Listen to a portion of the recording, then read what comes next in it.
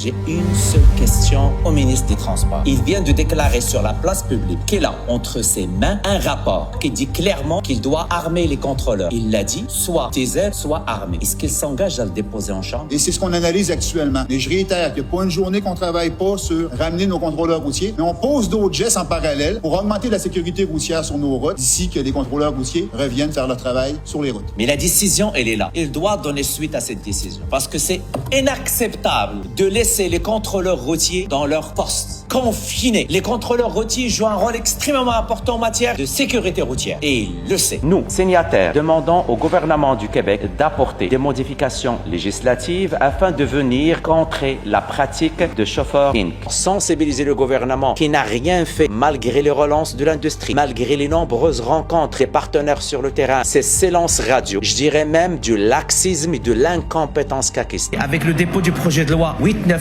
ce qu'on vise, c'est lutter contre la pratique de chauffeurs Inc. Nous, signataires, demandons au gouvernement du Québec d'agir immédiatement afin d'éliminer la présence de camionneurs illégaux sur nos routes. La pétition, malheureusement, a été refusée par le gouvernement. Si le Premier ministre veut être cohérent en matière de sécurité, il doit agir sur ramener les contrôleurs routiers sur nos routes, agir sur le phénomène des chauffeurs Inc. et arrêter l'anarchie dans le secteur du camionnage au Québec. Parce qu'il y a beaucoup d'enjeux. Mais malheureusement, il n'y a pas d'interlocuteur.